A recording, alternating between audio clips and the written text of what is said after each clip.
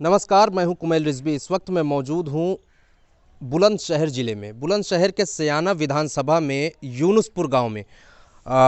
आप हमारे पीछे देख सकते होंगे कुछ युवा हमारे साथ मौजूद हैं। ये युवा क्यों मौजूद है, इसके पीछे एक ख़ास वजह है। ये जो चेहरा दिख रहा है ये सबसे आप कह सकते हैं कि युवा प्रधान है गांव के यूनुसपुर के।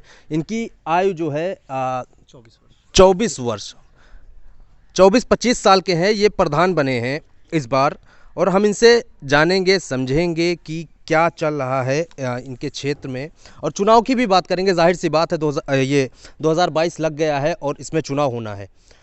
गांव के विकास के बारे में, क्षेत्र के विकास के बारे में, लोगों की क्या मानसिकता है, क्या रुख है, सियासत का क्या रुख है, सब पे चर्चा करेंगे। सबसे पहले आप अपना नाम बताइए। मेरा नाम नेमपाल सिंह है। मैं ग्राम प्रधान यूनुसपुर, ब्लॉक ऊंचा गाँव, तहसील सयाना और जिला बुलंदशहर से हूँ। 24-25 साल की उम्र में आप प्रधान बन गए हैं। प्रधान का पद बड़ा होता है एक हिसाब से देखा जाए, एक लिहाज से। तो कैसा महसूस कर रहे थे आप प्रधान बनने के बाद इतनी कम उम्र में? मुझे बहुत गर्व महसूस होता है। मैं इतनी कम उम्र में ये प्रधान का पद का बहुत अचीव किया है। बहुत गर्व महसूस करता हूँ, क्योंकि हमारे यहाँ पे 1192 वोटिंग थी। 11 ही लोग खड़े थे चुनाव में, और सभी लोग मुझसे एजिड थे। 70 साल के व्यक्ति भी लड़ रहे थे चुनाव। उसमें सबसे ज़्यादा मत मुझे मिले, 153। अच्छा, सबसे कम उम्र के आप ही थे? हाँ, सबसे कम उम्र का मैं ही था, और 153 वोटों से मैं विजयी भी हुआ। अच्छा, आपको क्या लगता है कि आपके विजयी होने का कारण क्या रहा होगा? मेरा विजयी होने की एक तो सोच पॉजिटिव है, और लोग बागों ने देखा यंग लड़का है, और थोड़ा जो काम होने चाहिए गांव में जेन्युइन काम, जैसे रास्ते है जो आज तक काफ़ी 1962 के बाद में चकबंदी आई थी, वो बंद पड़े थे। सामुदायिक शौचालय है, साफ़ सफाई है, पंचायत भवन का मिनी सचिवालय का काम है जो अभी तक पेंडिंग पड़े हैं। साफ़ सफाई मेन थी, और रास्ते खुलवाने का। अच्छा, इन मुद्दों को देखते हुए लोग बागों ने मुझे ग्राम प्रधान बनाया। अच्छा, अब ग्राम प्रधान बन गए हैं आप। इतनी कम उम्र में इतनी बड़ी जिम्मेदारी, पूरे गांव की जिम्मेदारी आपको मिल गई है। किस तरह से टैकल कर रहे हैं उसको? टैकल करना शुरू कर दिया है। अभी स्टार्ट हो गया। सामुदायिक शौचालय का काम चल रहा है, उसकी छत भी पड़ चुकी है, और बाकी चकड़ोर भी निकलवा दी है गांव की। अभी तक सबसे लंबी रास्ता था।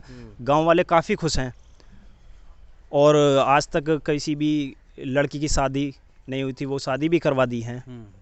सामूहिक विवाह बोलते हैं उसे।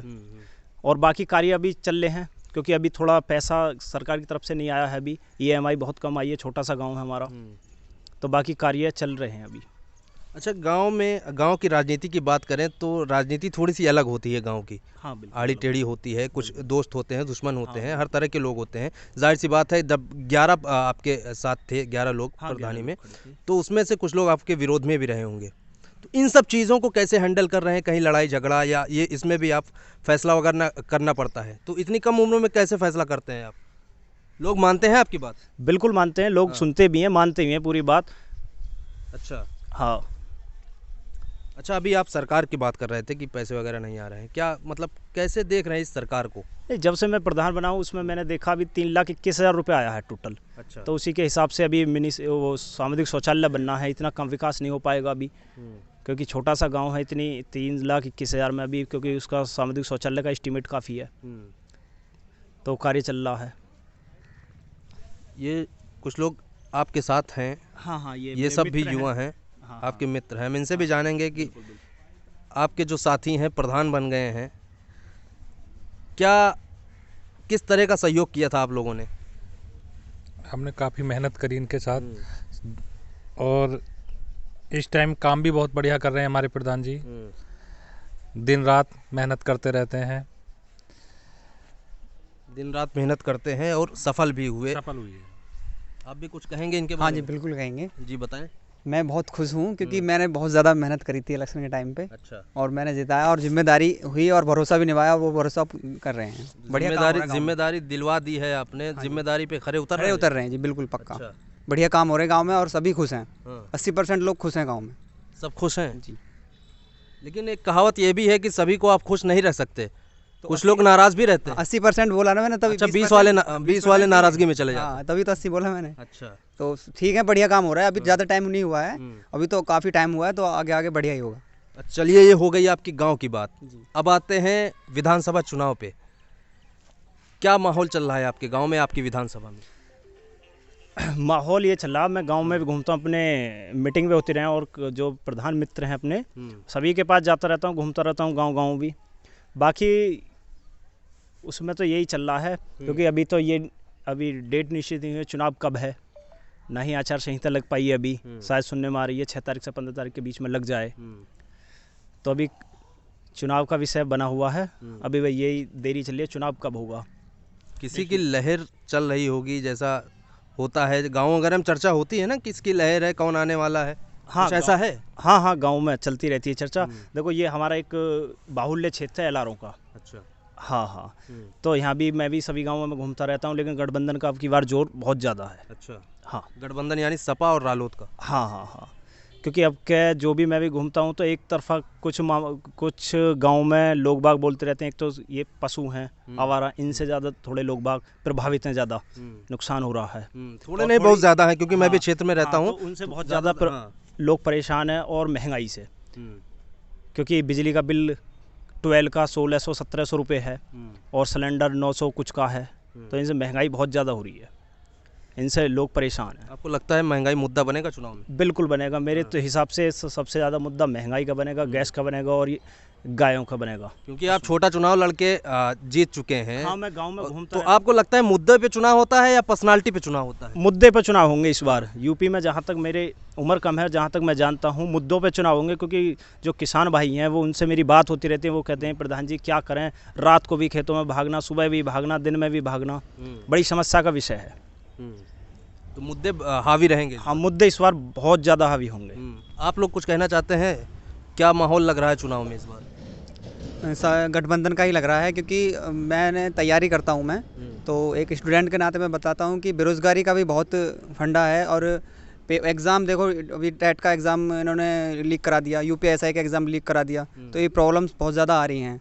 तो जो बच्चे मेहनत करने वाले हैं वो पीछे हैं, और जो पैसे दे रहे हैं वो निकल रहे हैं, प्रॉब्लम ये हो रही है।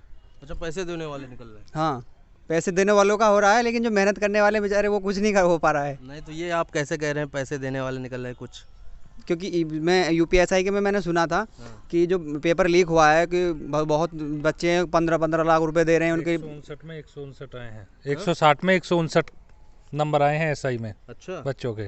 तो ये पैसा देने वाले ही तो हैं, जो मेहनती हैं उनके बेचारे के कहाँ नंबर आ रहे हैं? 160 में 159, 58 ऊपर ही मेरिट में लगे हुए हैं वो, जिन्होंने पैसे दिया है 8-8, 10-10 लाख रुपए। ये तो पढ़ के भी आ सकते हैं नंबर। नहीं, पढ़ के नहीं है, पढ़ने वाले बच्चे होशियार जो हैं उनके 125 से 130 बस यही है।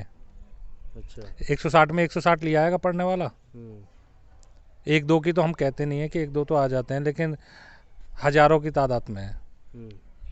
तो कुल मिला के मुद्दा ये है कि बेरोजगारी, महंगाई, ये सब मुद्दा बनेगा चुनाव में। सबसे ज़्यादा मुद्दा यही बनेगा, सबसे मेन मुद्दा महंगाई और ये बेरोजगारी, और क्या कहते हैं इसका गायों का। अच्छा, जहाँ मेरी किसानों से बात होती रहती है, गांव में घूमता रहता हूँ, तो लोग बाग बहुत परेशान है इस चीज़ों से। आप कुछ कहने वाले थे? नहीं, कुछ नहीं। पेट्रोल डीजल के भी दाम इन्होंने 100 से पार कर दिए थे, लेकिन चुनाव के नज़दीक आते हुए इन्होंने नीचे लिया है।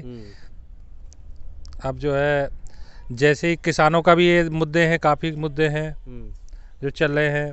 गाय केयर, ये तो रात को जो है बाजार गाय जो है रात को किसान जो अपने जंगल में रह रहा है, उन्हें कई किसानों की मृत्यु भी हो चुकी है हमारे आसपास भी, लेकिन मुआवजा भी नहीं मिल पाता उनको। पेट्रोल डीजल तो है ही, और बिजली का बिल भी काफ़ी, बिजली का बिल एक बड़ी समस्या है। हाँ, काफ़ी हो गया, और घर का तो इतना आता है हद से ज़्यादा, इतना 12 का भी नहीं आ पाता कि 8-8 हज़ार 6-6 हज़ार तक आ रहा है एक आम आदमी पे जो नॉर्मल जी रहा है। इतना कभी वो नहीं आता, और रीडिंग जो है इतनी बढ़ा के देते हैं हद से ज़्यादा।